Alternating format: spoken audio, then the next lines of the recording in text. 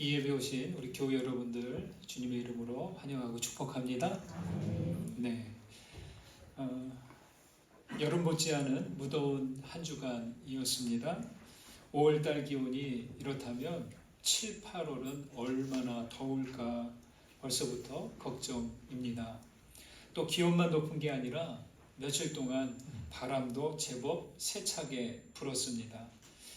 여러분, 바람의 세기가 어느 정도였는지 이렇게 다니다 보니까 산의 나무들이 흔들리면서 그 잎의 뒷면이 보일 정도였습니다.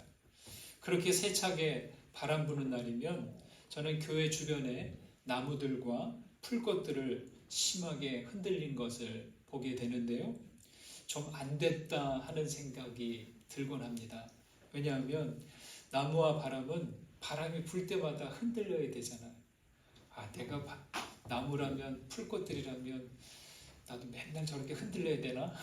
그런 상상을 좀 해봤습니다. 그렇게 흔들리는 나무와 풀을 보고 있는데 나무들, 풀들이 제게 말을 겁니다. 좀 이상한 사람이라고 생각하지 마십시오. 제가 상상입니다. 이렇게 말하는 것 같아요. 괜찮아. 우리 나무들은 흔들리는 만큼 강해지고 또 흔들리지 않고 피어나는 꽃도 없단다. 바람이 좀 불어야 우리가 맺는 씨앗도 멀리 퍼져나갈 수 있어. 이렇게 말이죠. 식물들에게 바람은 귀찮고 성가신 현상이지만 그 바람으로 스스로를 강하게 하고 또 생존을 위한 씨앗도 퍼뜨릴 수 있는 거죠. 우리 인생도 그런 것 같아요. 사람도 세파에 흔들리는 만큼 강해지고 흔들리는 만큼 아름답게 꽃필 것이다, 이렇게 생각합니다. 제가 종종 찾아서 읽어보는 김수영님의 풀이란 시가 있습니다. 한번 들어보십시오. 풀이 눕는다. 비를 몰아오는 동풍에 나부껴 풀은 눕고 드디어 울었다. 날이 흐려서 더 울다가 다시 누웠다. 이 정도만 해도 어떤 장면인지 좀 그려지시나요? 바람이 불면서 또 비가 내린다는 거죠. 비가 내리는 것을 운다라고 하고요. 또 그 비 내림으로 인해서 풀이 이렇게 눕는 것을 이렇게 그렸습니다. 풀이 눕는다. 바람보다도 더 빨리 눕는다. 바람보다도 더 빨리 울고 바람보다 먼저 일어난다. 날이 흐리고 풀이 눕는다. 발밑까지 눕는다. 바람보다 늦게 누워도 바람보다 먼저 일어나고 바람보다 늦게 울어도 바람보다 먼저 웃는다. 날이 흐리고 풀뿌리가 눕는다. 이렇게 말이죠. 시인은 우리 인생을 풀에 빗대어 말하는데 무척 공감이 갑니다. 바람이 불면 풀이 울고 웃고 누워요. 그런데 뒷부분에서 달라지죠.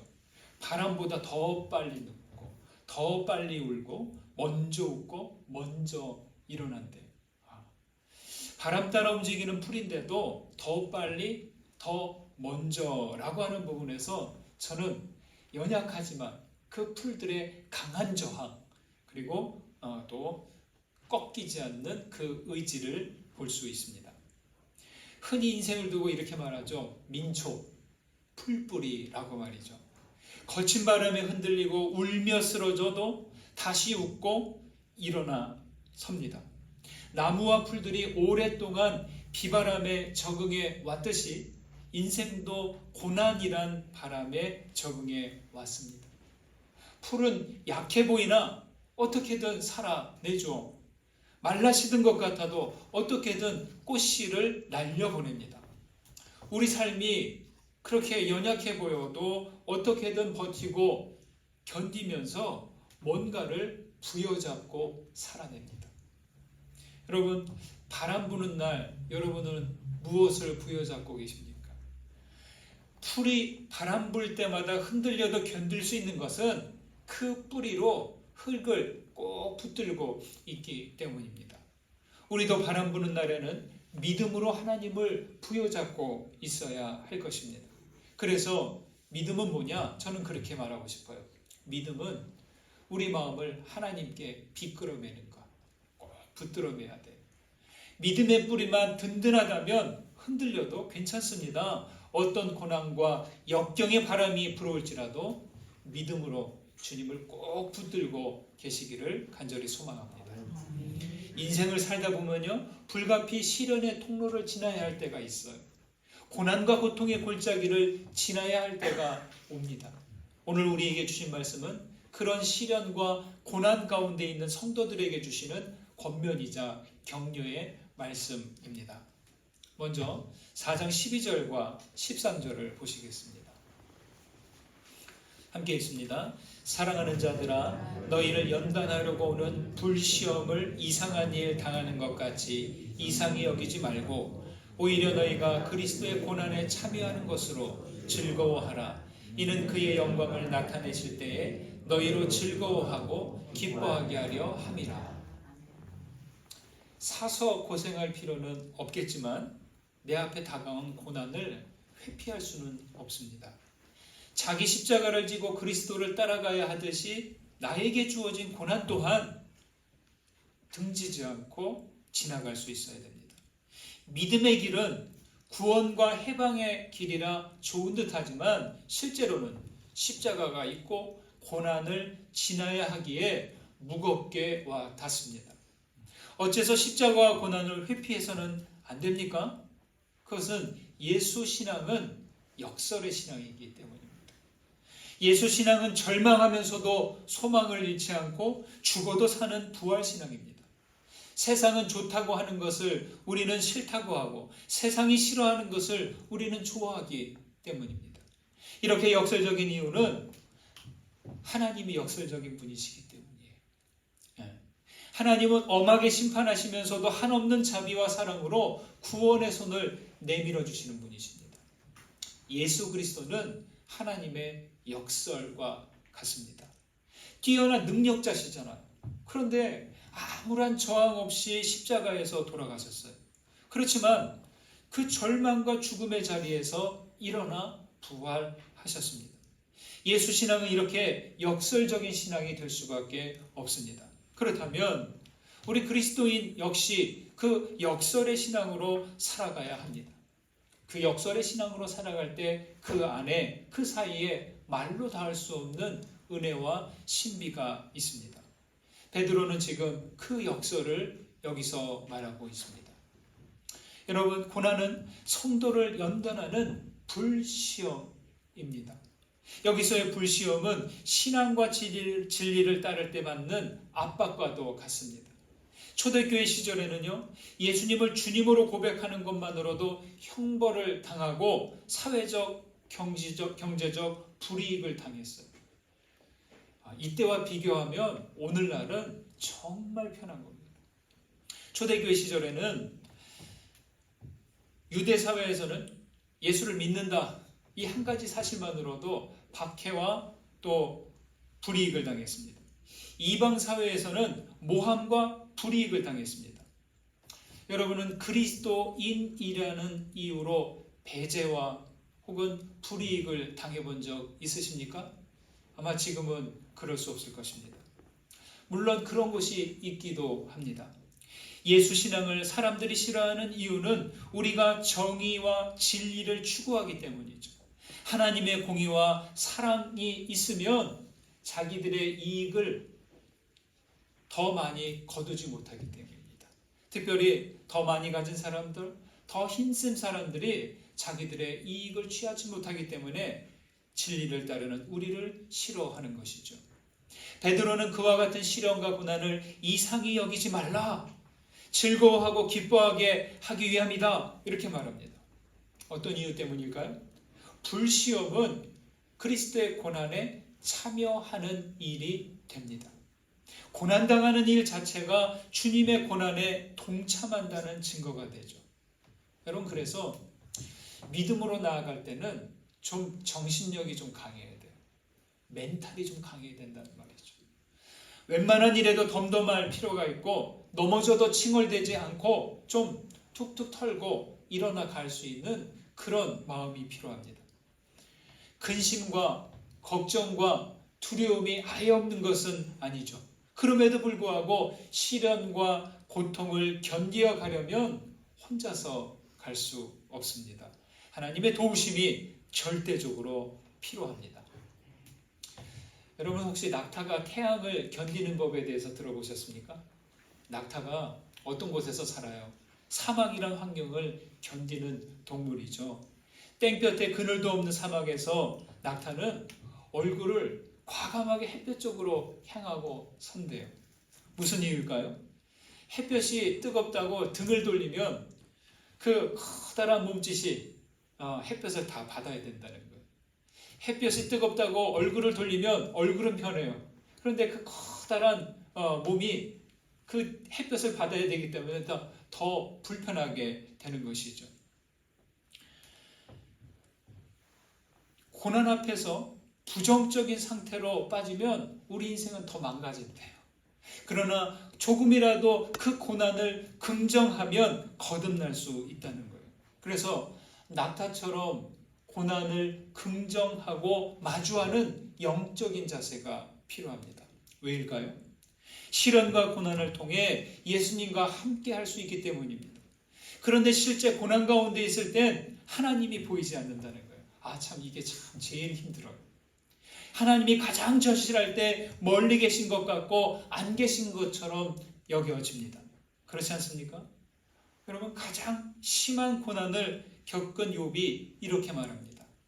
그런데 내가 앞으로 가도 그가 아니 계시고 뒤로 가도 보이지 아니하며 그가 왼쪽에서 일하시나 내가 만날 수 없고 그가 오른쪽으로 돌이키시나 배울 수 없구나.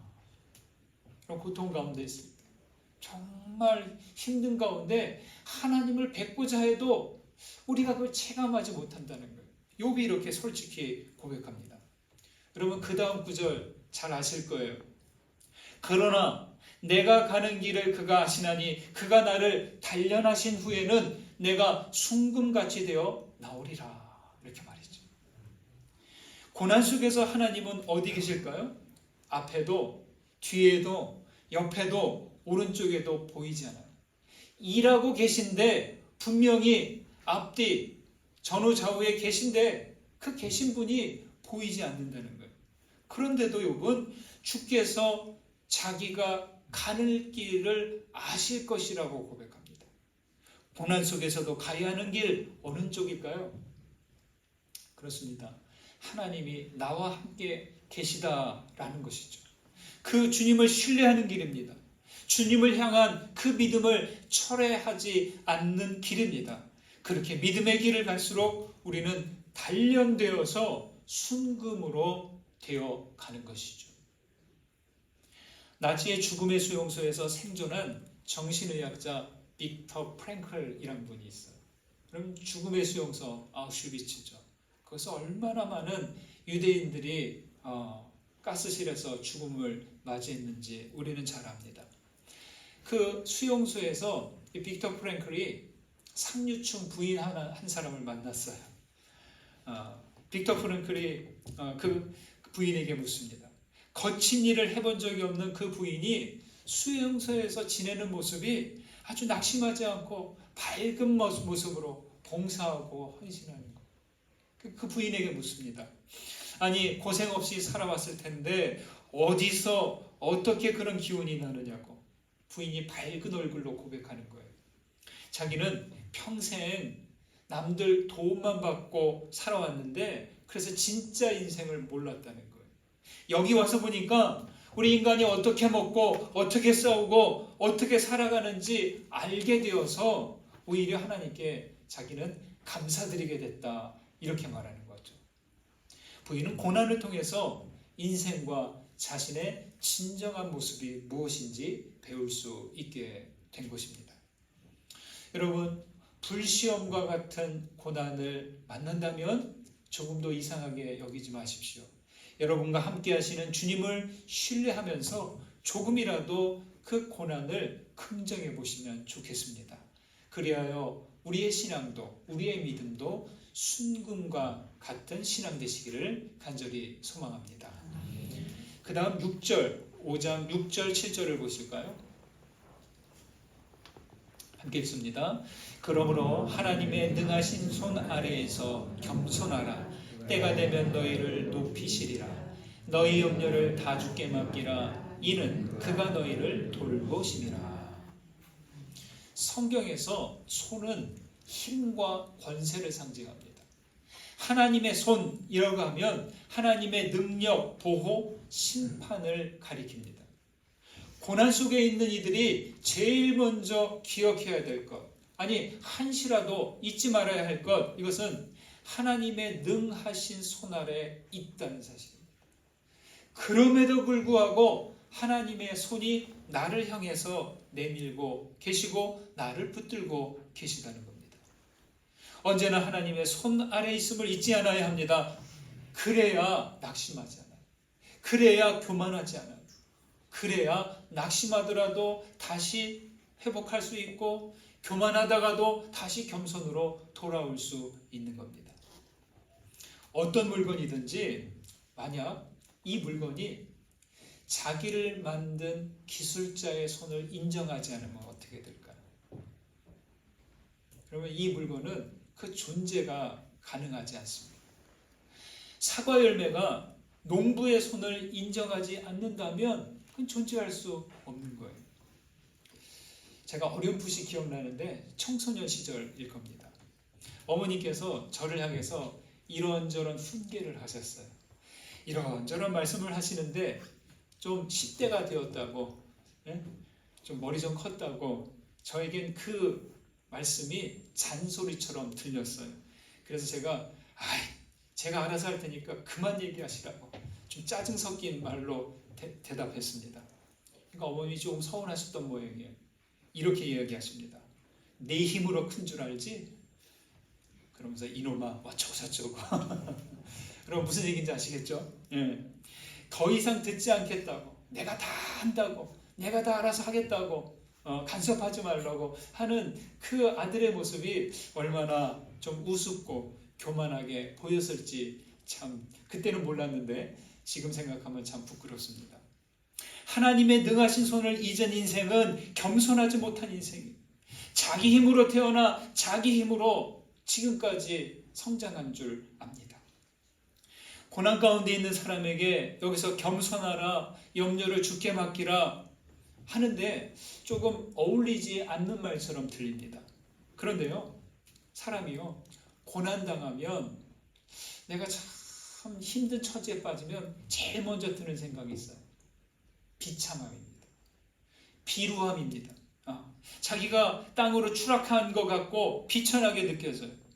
그런데 겸손하라, 염려를 주께 맡겨라, 이건 그냥 단순한 윤리적인 권면도 아니고 그냥 하는 말도 아니라는 것이죠. 이것은 하나님이 곁에 계심을 기억하라는 말과도 같아요.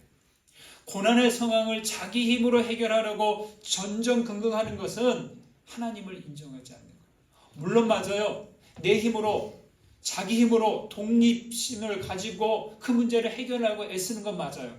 그런데 거기에서 하나님께 아뢰는, 여쭙는 그러한 지혜가 필요합니다. 하나님을 인정하지 않으면 그 자체가 교만이죠. 겸손은 그래서 자신이 아닌 하나님께 초점을 두고 주님을 신뢰하는 거예요.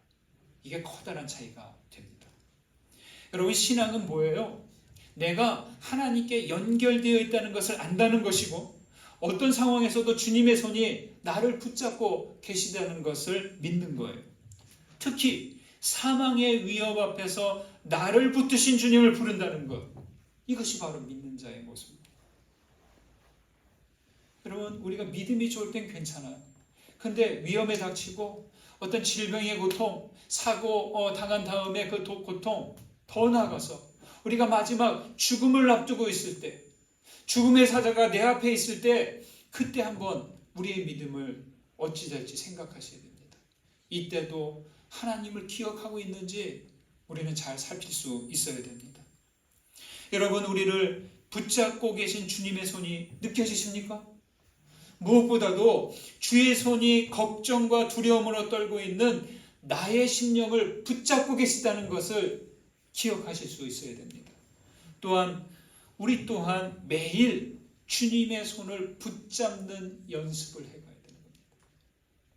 어떻게 해야 하나님의 손을 붙잡는 것일까요? 바로 기도와 성경 말씀이 주님의 손을 붙잡는 거예요. 기도함이 주님의 손을 붙잡는 거예요.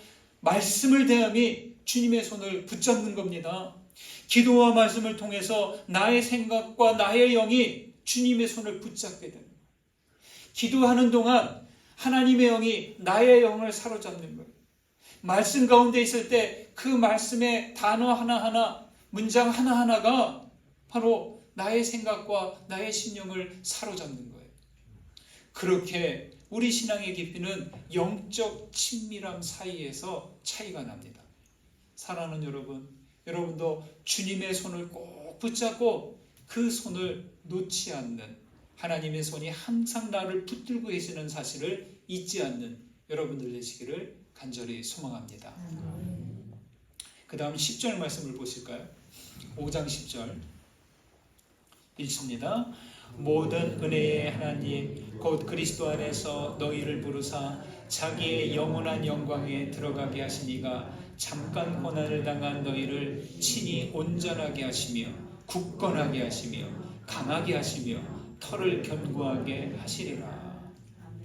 여기 잠깐 고난을 당한 너희라고 합니다.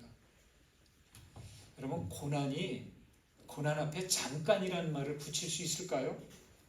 사실 아닐 것 같아요. 고통스러울 땐 그 시간이 정말 영원처럼 느껴집니다.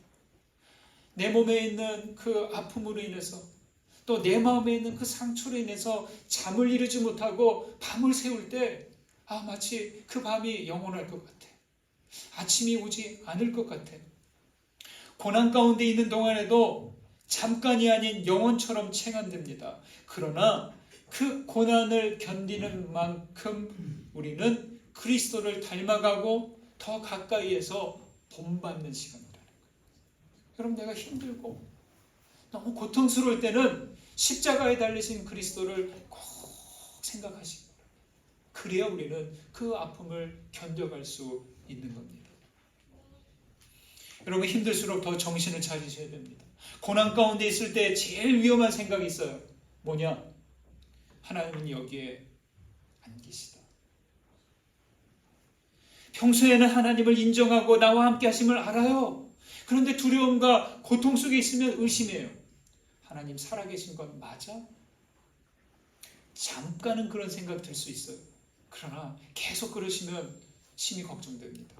하나님이 계신 건 맞아? 하는 의심이 들면 이거는 지금 사탄이 내게 하는 말이구나. 이렇게 분별하시면 됩니다.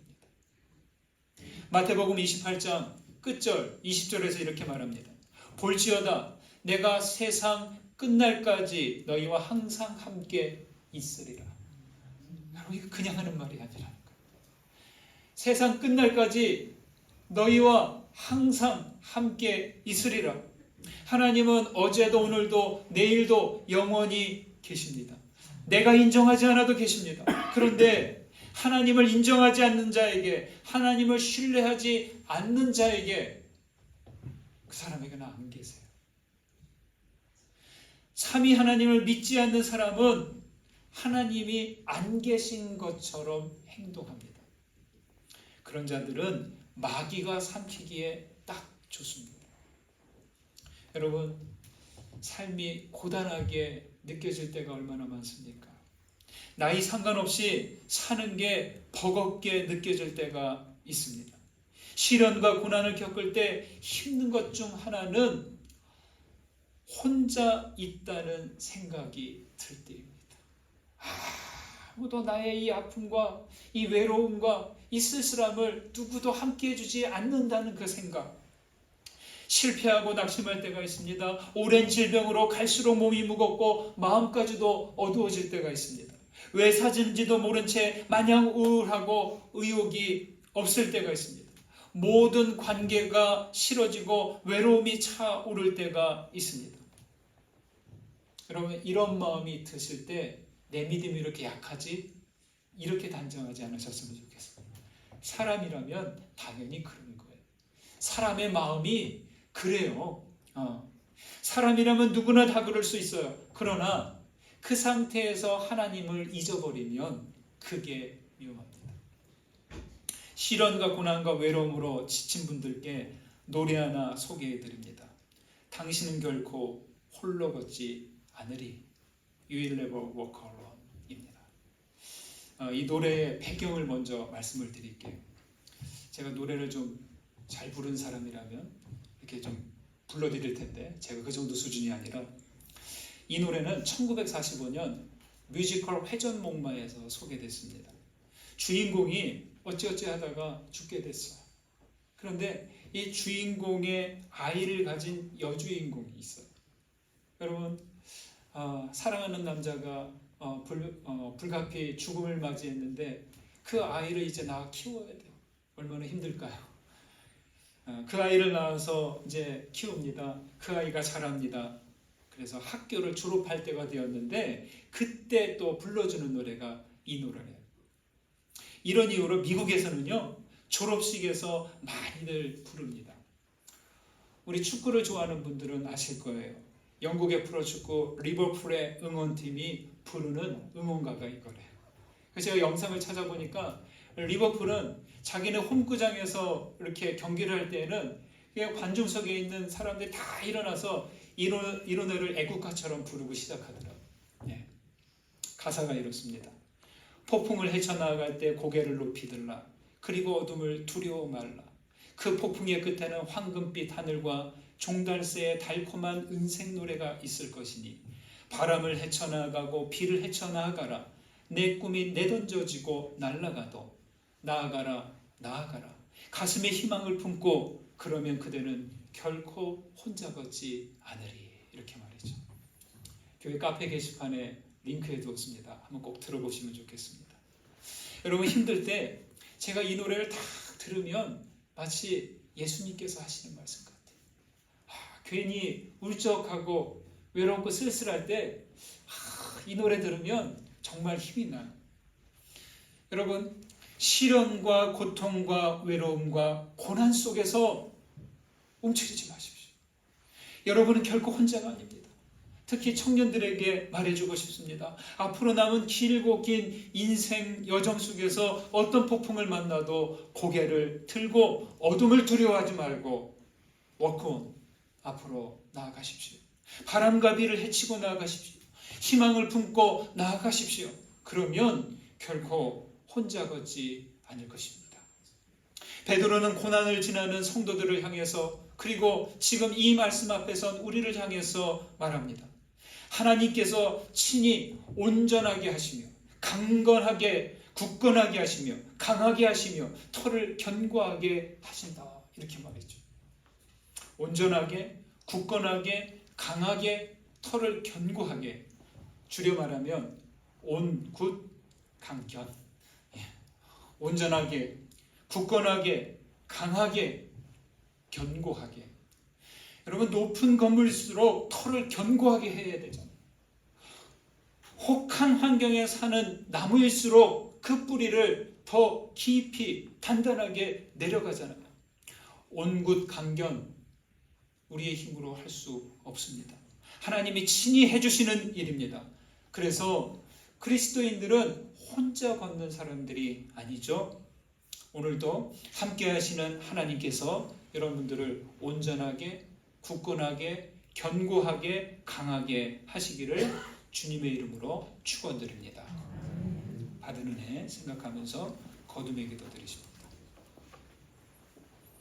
말씀 가운데 울림이 된 것, 깨달았던 것, 고난 가운데 있는 우리의 심령과 함께 하시는 주님, 하나님을 부르면서 기도로 올려드리십시오. 기도하시겠습니다.